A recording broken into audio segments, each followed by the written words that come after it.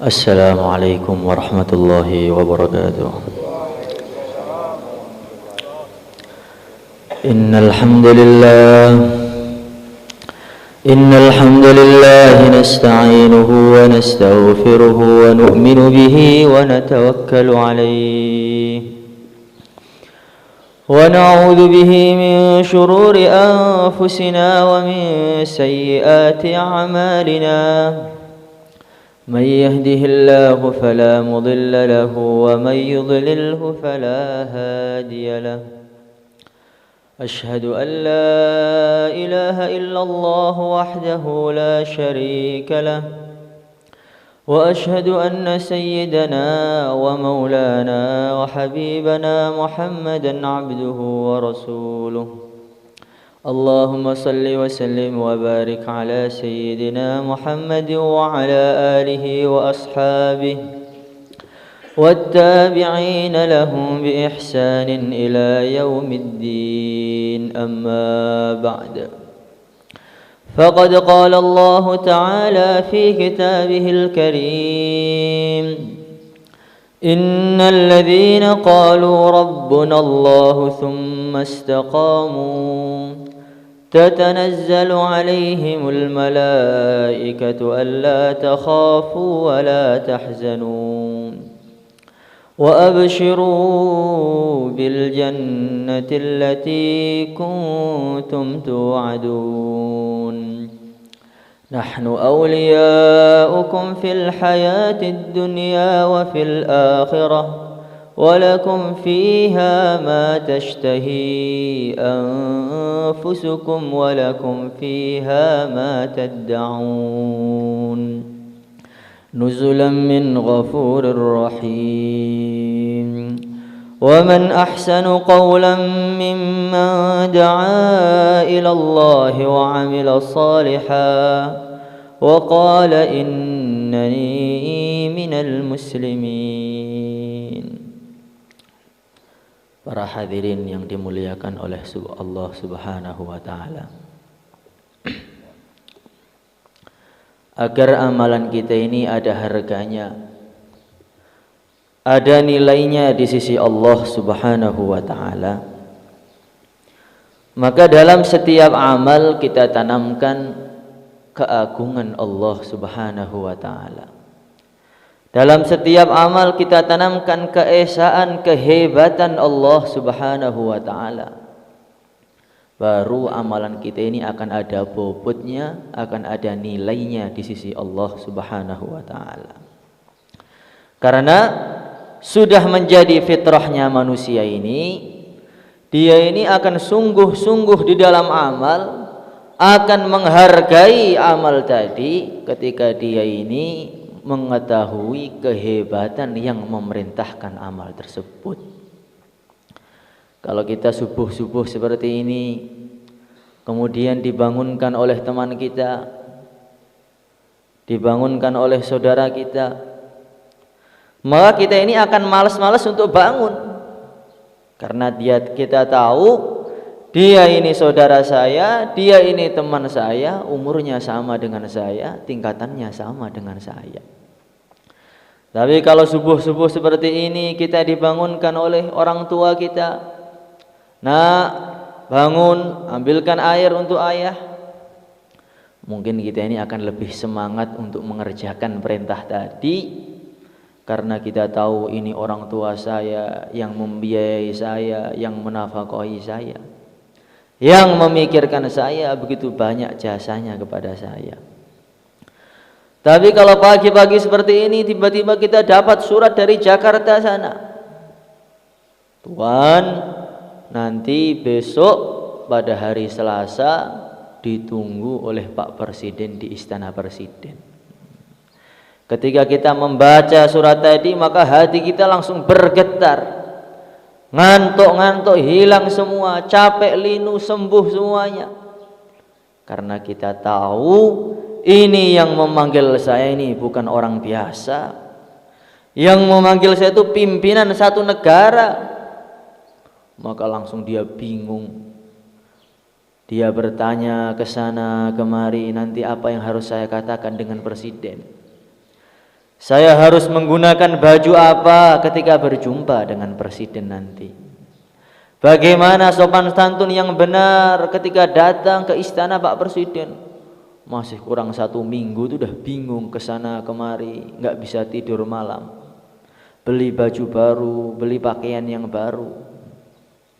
Karena dia faham ini yang memerintahkan saya itu orang yang begitu agung, orang yang begitu hebat sekali. Maka bagaimana kita renungi, bagaimana kita lihat alam semesta yang begitu luas ini. Kita lihat bumi ini beraneka ragam hewan-hewan yang ada di udara, yang ada di lautan, yang ada di daratan. Miliaran hewan, triliunan bahkan. Gunung-gunung, batu-batu yang begitu hebat ini, bila dibandingkan makhluk Allah yang namanya langit, maka bumi beserta isinya ini hanya seperti sebutir cincin yang berada di tengah-tengah padang pasir.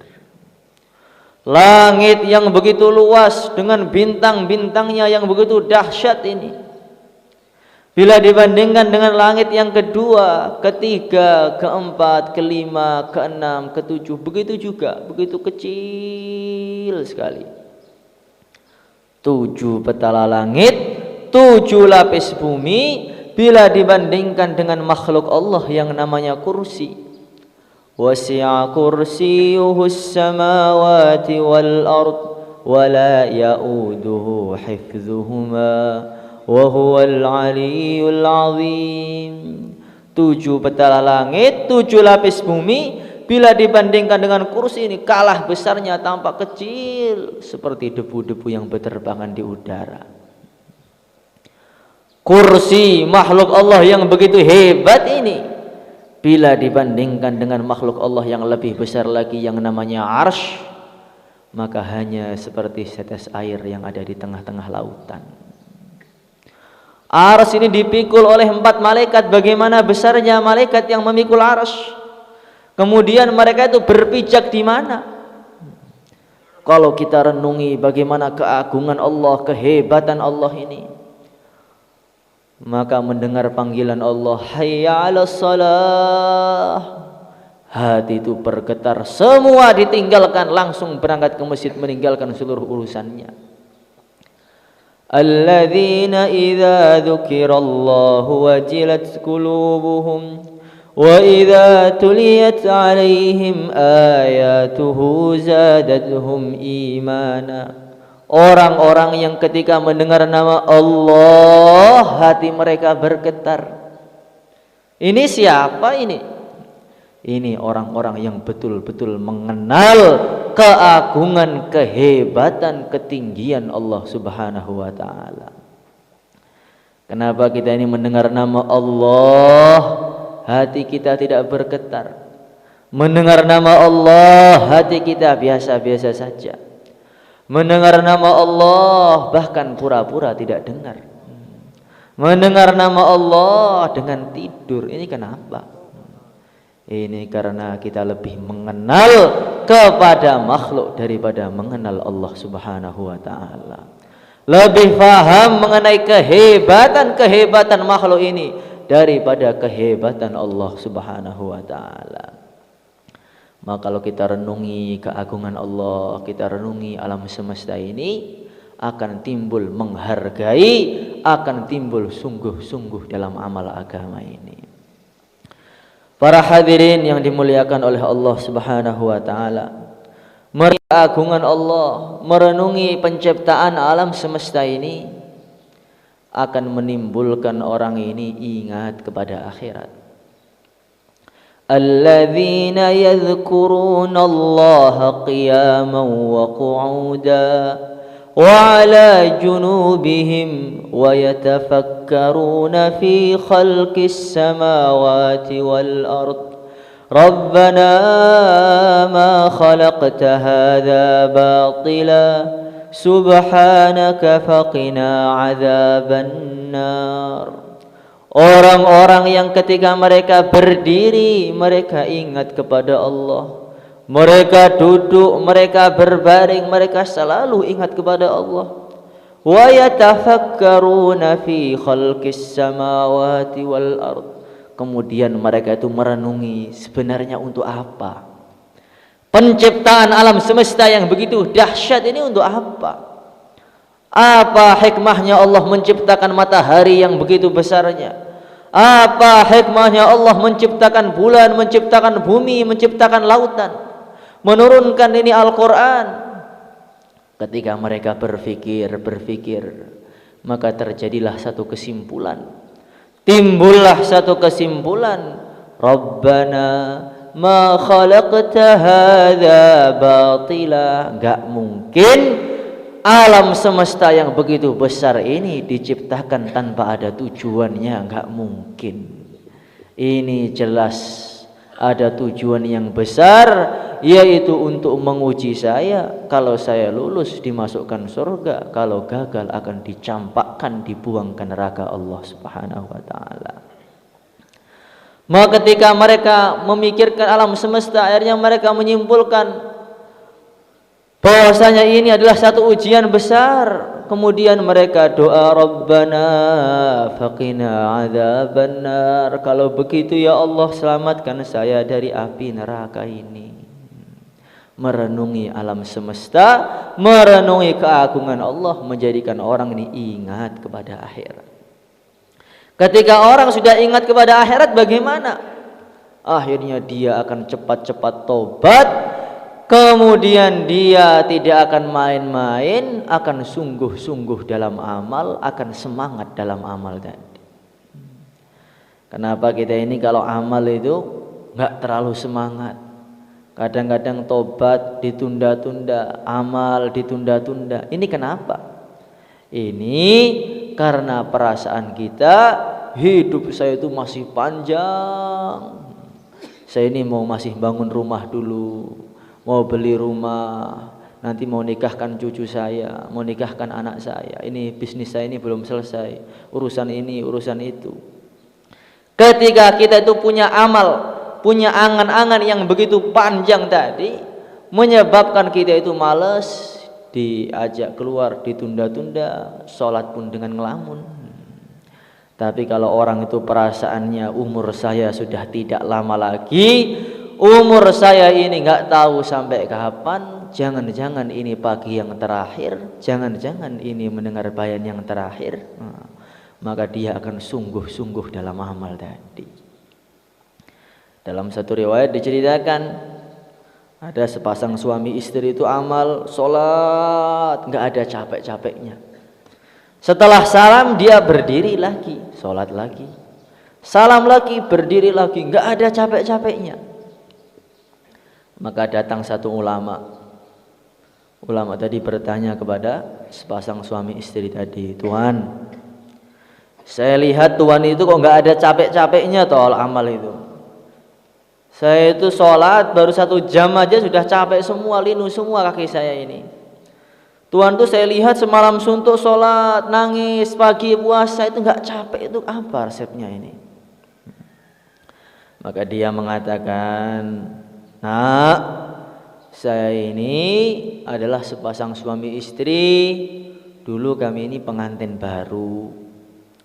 Ketika malam pertama, saya itu mengatakan kepada istri saya, wahai istriku, ini malam saya dengan kamu yang pertama. Tapi saya ini khawatir jangan-jangan ini malam kita terakhir di atas muka bumi. Maka bagaimana kalau malam pertama kita tunda saja, malam ini kita sholat sampai subuh aja, biar kita nggak rugi. Oh cocok itu Pak. Akhirnya malam sholat sampai subuh. Setelah subuh suaminya mengatakan, jangan-jangan pagi ini pagi yang terakhir, bagaimana kalau kita puasa aja hari ini? Akhirnya mereka puasa. Malamnya gitu lagi, paginya sampai bertahun-tahun nggak terasa, karena punya perasaan hari itu adalah hari terakhir hidup di atas muka bumi ini. Kalau orang mengingat akhirat, merasa dirinya tidak akan lama di atas muka bumi ini, maka dia tidak akan sekali-kali berani nunda-nunda amal. Kalau dia mengingat akhirat, dia tidak akan mungkin menyia-nyiakan waktu dia. Para ulama menggambarkan, jadi bayangkan nanti di akhirat itu, Seumpama umur kita ini 50 tahun sekarang. Nanti oleh Allah Subhanahu wa taala akan diberikan kepada kita ini ada 50 gudang besar. Yang dalam setiap 50 gudang tadi, di dalamnya ini ada 360 lemari besar. Yang setiap lemari tadi ada 24 rak-rak kecil. Dan oleh Allah diperintahkan itu kamu buka itu gudang-gudang kamu. 50 gudang besar tadi adalah setiap satu gudang adalah umur kita selama 1 tahun itu. Di dalam 1 tahun tadi ada 360 lemari-lemari. Di dalam satu lemari ada rak-rak kecil, yaitu 24 jam yang kita lakukan tadi. Coba kamu buka, bagaimana hasil dulu isinya lemari-lemari kamu itu. Kita buka tadi jam 5 subuh. Tiba-tiba keluar cahaya yang begitu hebat. Masya Allah, ini jam 5 subuh yang kamu gunakan ketika itu untuk amal mendengarkan bayan. Kemudian dia buka jam 6 tadi. Tiba-tiba ada kegelapan yang begitu mengerikan sekali. Apa ini? Oh, itu maksiat-maksiat yang kamu lakukan ketika jam 6. Dibuka jam 7, gak ada isinya. Kenapa jam 7 gak ada isinya ini? Itu kamu tidur. Kamu gak ada amal. Jam 8 dibuka lagi, jam 9 dibuka lagi, kosong. Sekarang dari 24 jam 20 rak tadi, sudah berapa rak yang ada isinya nur tadi? Dari umur kita yang sudah lewat selama 25 tahun, sudah berapa yang kosong, berapa yang terisi, dan berapa yang dipenuhi dengan kegelapan? Kalau kita renungi ini, oh bahaya betul ini. 1 jam saja bisa membahayakan. 1 nafas saja kalau nggak saya gunakan untuk agama ini bisa menjadi penyesalan selama-lamanya. Tapi 1 nafas digunakan untuk berzikir bisa digunakan untuk membeli surga Allah Subhanahu wa taala. Laisa yatahassaru ahlul jannah illa ala sa'atin marrat bihim wa lam yadhkurullaha ta'ala fiha. Tidaklah ahli surga nanti ketika di surga itu menyesal kecuali waktu-waktu yang terlewat sedangkan dia tidak zikir kepada Allah dalam waktu-waktu tersebut. Maka para ulama itu mengatakan setiap pagi kita ini, kalau orang itu sedang berdagang, dia itu punya modal, kemudian dia itu mau menyerahkan modal itu kepada temannya supaya temannya tadi menjalankan modal tadi untuk berdagang. Kalau orang itu mau menyerahkan modalnya tadi kepada seseorang, maka yang pertama bagaimana? Yang pertama dia itu mengadakan musyawarah, akad perjanjian dulu. Ini modal saya 100 juta. Ini kamu gerakkan, kamu gunakan, kamu putar ini, jual beli lemari. Yang pertama dia itu harus mengadakan akad perjanjian dengan rekan kerjanya tadi. Setelah mengadakan akad perjanjian selesai, tanda tangan, kemudian dia muraqabah. Muraqabah itu bagaimana? Diteliti tadi kerjanya orang tadi itu baik atau tidak. Dilihat kerjanya itu masuk terus, apa kadang-kadang masuk, kadang-kadang tidak, sungguh-sungguh atau tidak, diteliti. Setelah diteliti, muhasabah, dijumlah, untung apa enggak kerjanya tadi. Ini kalau orang kerja dunia seperti itu. Begitu pula kita ini akal kita ini pedagangnya. Kita ini punya modal, yaitu waktu-waktu yang Allah berikan kepada kita ini. Maka setiap hari, setiap pagi hari kita itu harus ada musyawarah, harus ada akad perjanjian kepada diri kita ini. Wahai diriku, kamu pagi ini saya kasih modal, ini ada waktu sehari ini. Kamu harus mengamalkan ini, nanti harus qobliyah lengkap, ba'diyah lengkap. Sehari ini kamu harus dakwah 25 majelis, kamu harus duha, kamu harus qobliyah, harus ba'diyah duhur, qobliyah asar, qobliyah maghrib, ba'diyah maghrib, qobliyah isya, ba'diyah isya, witir, tahajud, syukur, tasbih. Kita sebutkan kerja-kerja dia selama 1 hari tadi. Kemudian kita beri persyaratan, kamu mata nggak boleh maksiat, kamu telinga nggak boleh dengarkan musik. Kita bikin dengan diri kita ini. Setelah membuat akad perjanjian dengan diri kita, jangan kita lepaskan. Kita muraqabah tadi, kita teliti bagaimana kerja hariannya tadi. Benar tidak? Yang dikatakan janji tadi benar atau tidak? Ketika pagi tidur atau kemudian dia amal, dilihat, diteliti. Nanti setelah malam menjelang tidur dimuhasabah, dijumlah tadi. Untung nggak kerja kita hari ini. Oh, pagi tadi saya lengkap, qobliyahnya ada, duhanya ada, dakwahnya ada, melihat menyenguk orang sakit juga ada, sedekahnya ada, diteliti, dimuhasabah.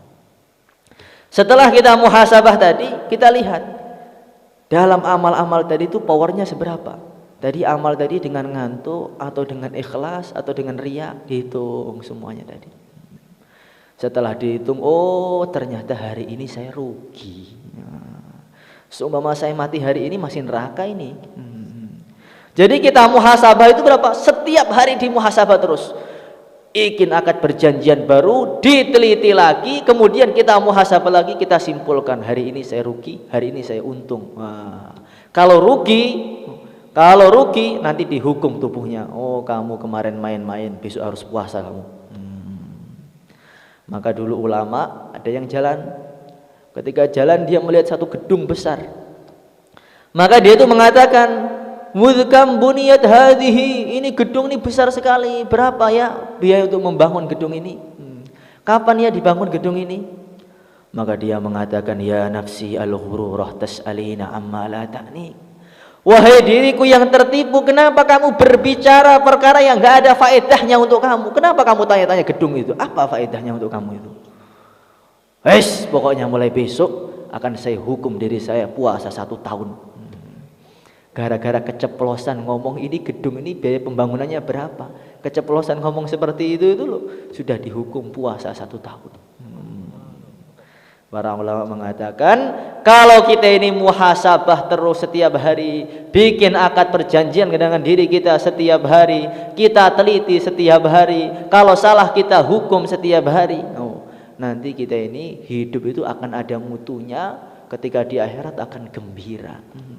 Tapi kalau yang penting sholat ya sholat, kadang-kadang sholat, kadang-kadang tidak, kadang-kadang amal, kadang-kadang tidak, enggak terasa sudah berjalan 50 tahun, sudah berjalan 60 tahun, ternyata umur-umur yang terlewat hanya terbuai, enggak ada isinya apa-apa. Sehingga ketika di akhirat melihat orang-orang soleh membawa amal-amal yang banyak, Imam Syafi'i, Imam Hambali, Imam Ahmad ibnu Hanbal, ketika itu nadim ta'ala annaka laisa kamithlihi wa annaka lam tarsid kama kana arsada idza anta lam tarhal bizadim minat tuqa wa laqaita ba'dal mauti man qad tazawwada. Kalau kita ini tidak sungguh-sungguh untuk mencari bekal ketakwaan ini, walaqaita ba'dal mauti man qad tazawwada, ternyata di akhirat kita berjumpa dengan para ulama, berjumpa dengan teman-teman kita yang pahalanya itu begitu banyak sekali. Ada orang yang dakwah 4 bulan, ada yang setahun bawa pahala 1 gunung, 2 gunung, sedunia pahalanya. Nadim ta'ala annaka laisa kamithlihi, nanti kita akan menyesal kenapa saya tidak bisa seperti mereka.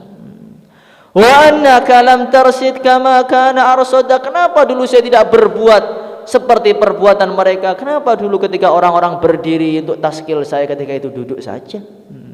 Kenapa ketika orang-orang bangun untuk tahajud ketika itu saya merem saja? Akhirnya sekarang mereka akan tersenyum-senyum melihat pahala mereka, saya akan sedih di akhirat ini.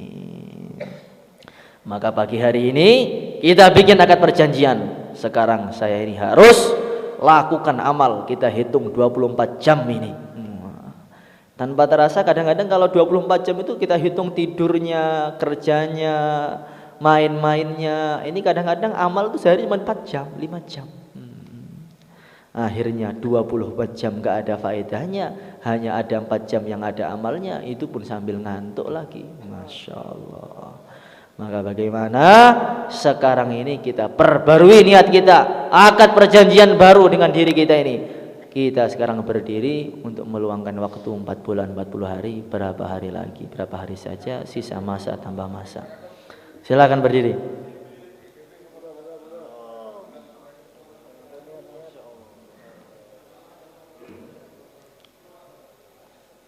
Sisa masa tambah masa, berdiri semuanya. Jamaah setahun berdiri. Karguzari Wapsi. Mungkin itu saja yang bisa saya sampaikan, kurang lebihnya minta maaf. Wassalamualaikum warahmatullahi wabarakatuh.